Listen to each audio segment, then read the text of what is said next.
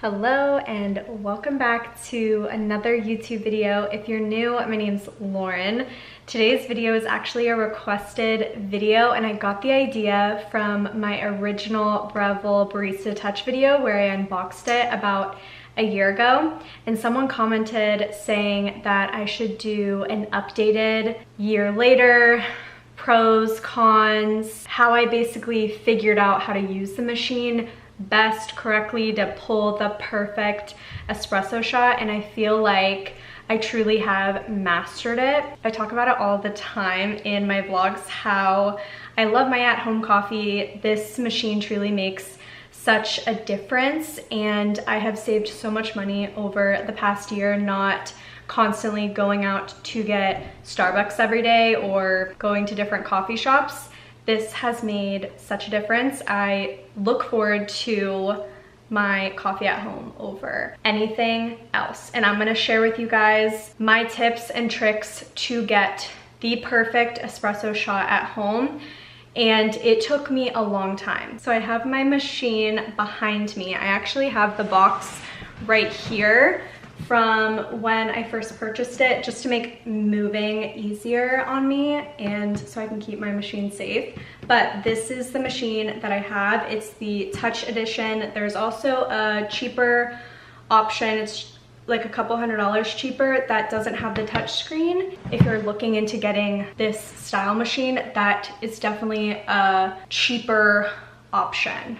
I don't necessarily think that you need the touchscreen part of it, but it does have a lot of characteristics that that machine doesn't have as well. But you guys can do your own research on that if you are contemplating getting one or the other. This is the one that I have. I love it. Zero regrets, but it didn't start off that way. When I first purchased it, I was pulling the most disgusting espresso shots I've ever tasted in my life. I had instant regret when buying this. I don't think I talked about that at all. I truly regretted purchasing this and I said, why did I just spend this much money on something and it tastes so bad? But what I did is I watched so many YouTube videos, went through so many different bags of coffee beans, and I'm gonna share with you guys my top tips for this machine, how to use it, my settings on the machine, and what to look for when pulling the espresso shot. There are also other videos that I've seen where people have purchased other little things to try and help make the perfect espresso shot. I personally don't feel like all those things are necessary, but if you want to go out and purchase those things, you totally can. I just chose not to, and I feel like my espresso shot is just as good. So I'm gonna walk you through my cons of the machine first. First, it was just really hard to kind of master that perfect espresso shot. It took a lot of trial and error, figuring out what beans to use, the grind size, the water temperature. There's just so many different elements that go into this machine, and I'm gonna break each one down for you, but that's another con. And I guess the next con would just be you have to change the water filter every 3 months, and which the 3 months go by really quick. But other than that, there's regular cleaning that it asks for every few months, maybe like every 6 months. You have to clean it, so you do have to buy those little extra things for the machine. But I'll link where I get them. I buy the water filters from Williams-Sonoma because it's my biggest nightmare to order off of Amazon and have it not be the correct one, have it mess with my machine. So I just go straight to the source, which is Williams-Sonoma. So I buy my water filters there, my cleaning tablets, other little extra things that you need for the machine, but it all comes with a general ready to go kit when you purchase it. So the pros are perfect espresso shot that I'm pulling. I've gotten down the grind size, I've gotten down the water temperature. It pulls a beautiful espresso shot.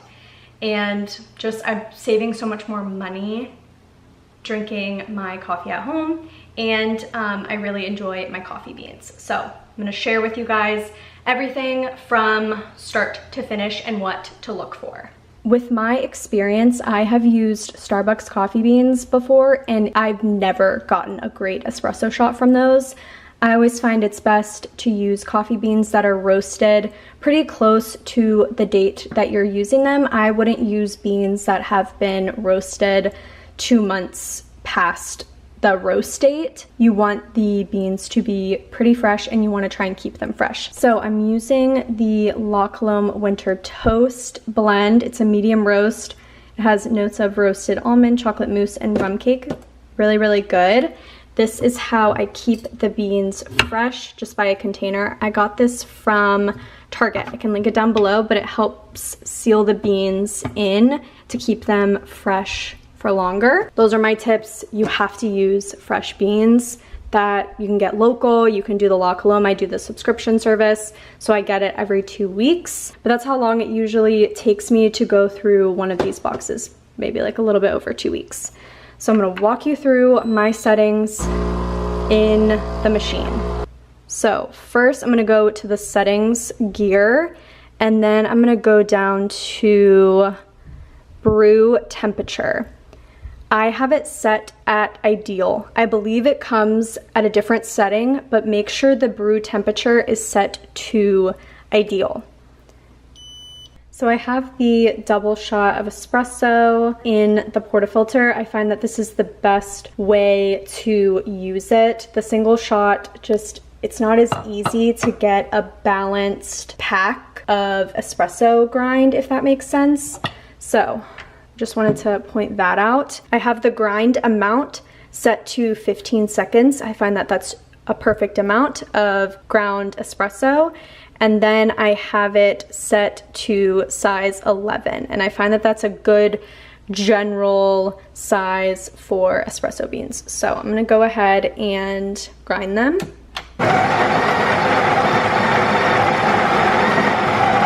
Okay, I also use these towels for my coffee.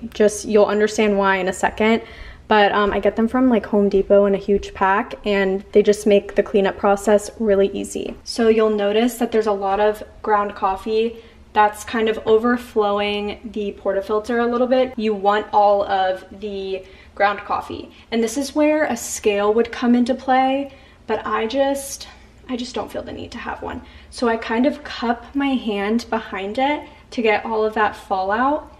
I put it on here and I sprinkle it on top. It's okay if not all of it gets in there. I try and scoop as much of the coffee beans into here as possible. You want all of this. I know a lot of people, I see them knock it off, and there's just not enough ground espresso in the portafilter to pull a good shot. So you have to have enough of the ground espresso in here as well. So that's another key thing. Okay, so you want all of that extra. I always try to make sure I get an even press for it. And you don't want to use too much pressure or too light pressure. That is just trial and error. So just make sure it's pretty even, not too firm a pressure, not too light, to where it's packed pretty perfectly like that.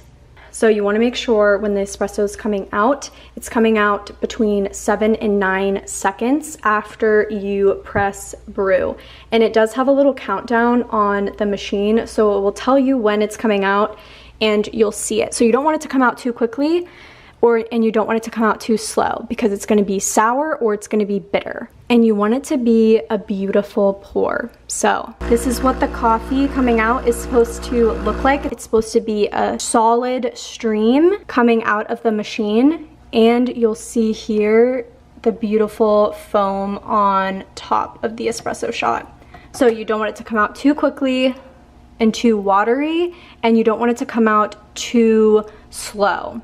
So I think this is the perfect espresso shot. That is exactly how it's supposed to come out to achieve this perfect espresso shot. There are so many different things that go into this machine and pulling the perfect espresso shot. So I really hope these tips and tricks that I mentioned and my little walkthrough process of how I get my perfect at-home espresso using the Breville Barista Touch helped you in any way. I will link this machine down below. It's actually on sale right now at Williams-Sonoma, And also I'll link the couple $100 cheaper option, the Breville Barista Express at Williams-Sonoma as well. And I believe that machine is on sale too. So if you're interested in getting it for yourself, a family member, for the household, for the holiday season, definitely check it out because they don't always do sales on this machine. So I hope you guys enjoyed this video. If you have any additional questions, definitely leave them in the comments down below. Go ahead and give this video a thumbs up. It really helps support my channel, and I will see you guys in my next video. Bye.